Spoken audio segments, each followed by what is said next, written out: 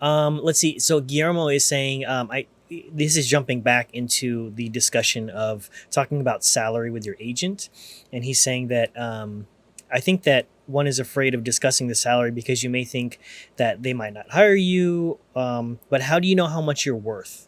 I think that's a really interesting question. So how would you? Yeah.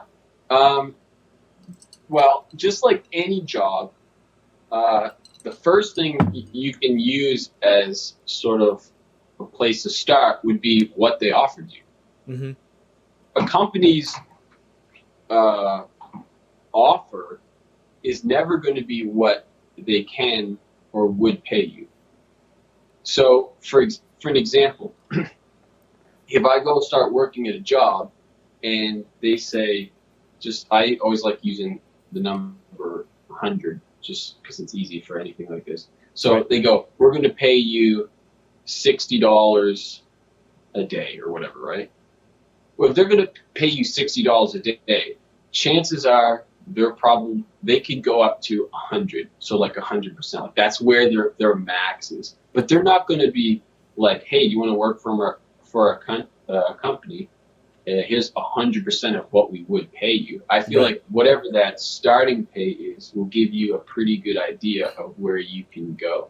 Mm-hmm. So, and I would think that their offer, from what I've seen and that has worked out for me, is the starting point is about 60% of where you can go. Sure. You Yeah. know, There's always some and wiggle and room there. and, and bringing up that conversation is not going to make your agent or the company not like you. If you do it the right way, the opposite might happen where they'll begin to respect you, because it's like anything. If you're just a yes man pushover, then they're going to again take advantage of that. Mm-hmm. Like, I'm not saying my agent would have taken advantage of me, or the company, or what have you, but people will start understanding what kind of person you are, and if they want you to do something, especially if it's last minute, they might go like, oh, this is the type of guy who will say yes to anything. Let's just throw him this. Or this Right. is the type of person that's going to be like, no, I want a little bit more. Do you know what I mean? Yeah, yeah, absolutely. And So, they'll definitely respect you more if you're able to have that conversation, look them in the eyes and say, "I think I'm worth more.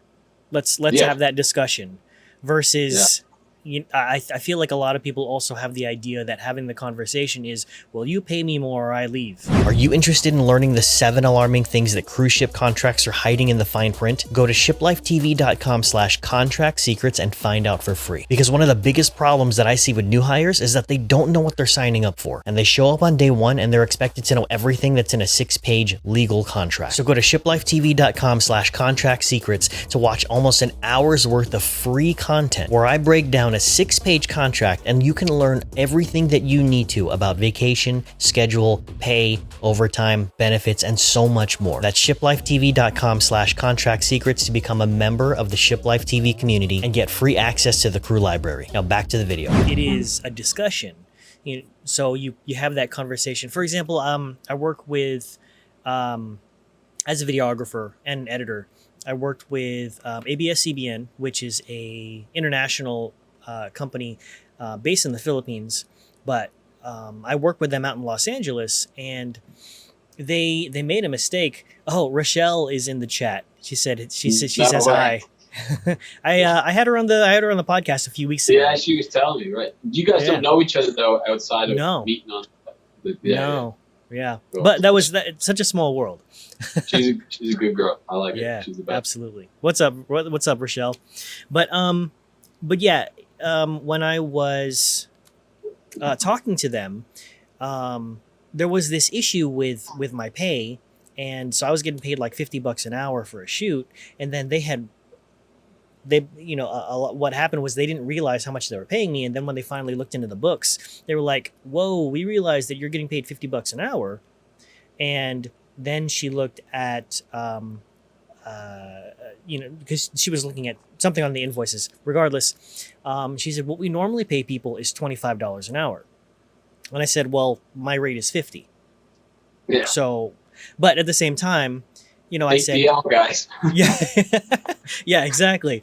But at the same time, because I'd gotten a lot of work from them, and I said, look, but we work a lot, so I want to make sure that this is I want to work with you here. So I can't come down to 25. And what I'm hearing from you is that you can't come to 50. So where's a happy place that we can meet in the middle? And she said 30, and I said, how about 40? And then we settled at 40.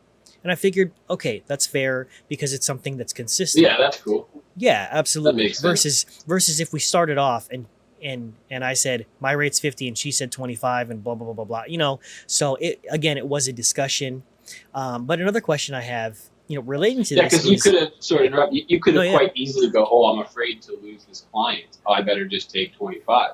Exactly. But then they're not going to respect you and do that either, Right. Yeah. You'll look like, oh, okay, they took the first offer, so you look like a pushover. So, and in what situation would someone decide to pay more if they don't have to? So right, exactly. They're always going to try to pay the least because it's logical, So right, so, yeah. You always have to think about it from a company perspective. Like if you're running a company and you're looking at two, for example, vendors, and you're trying to pay for catering, and they offer essentially the same thing, but this cater you're going to save $100 here, even if it's not your money and you're doing it for like the executive, you're going to look like the hero. Like I saved you $100, boss.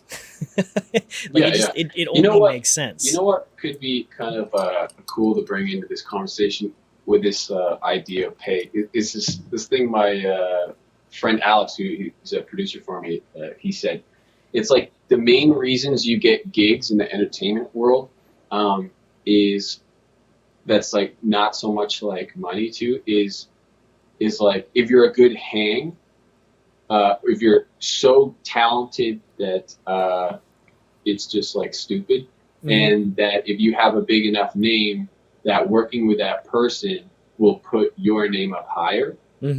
And it's kind of the control that you can have over your career too. If you're in a relationship through email or whatever with someone that you're trying to work with, in your the one thing that you can control is like what kind of hang you are, then that person will favor you more if you're enjoyable to interact with.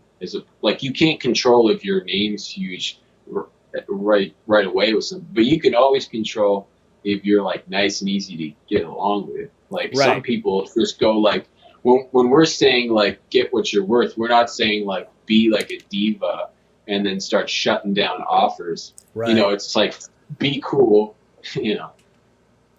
Yeah, I've found that to be at least for my approach when it comes to business, the most effective way to get business and get repeat business is be the type of person that you can have a conversation with. Learn to hang with you. Learn that person and just hey, what's up, man, and just be able to have a conversation with them. And anyway, if you're an enjoyable person to be around versus the other guy, like, because I've been in that situation too, where I've had to hire subcontractors or outside help, and I'm looking at this person like, dude, you suck. Ugh, I don't hanging out with you. If you're cool to hang out with or more fun or whatever, they'd rather pay more to hang out with you and get the job done than less for some goofball who's just like bending your nerves apart. It's so. Right. Yeah, because that's the tip. Just be nice, and you'll probably make more money. Yeah, I think that's the quote of the podcast. Just... Yeah,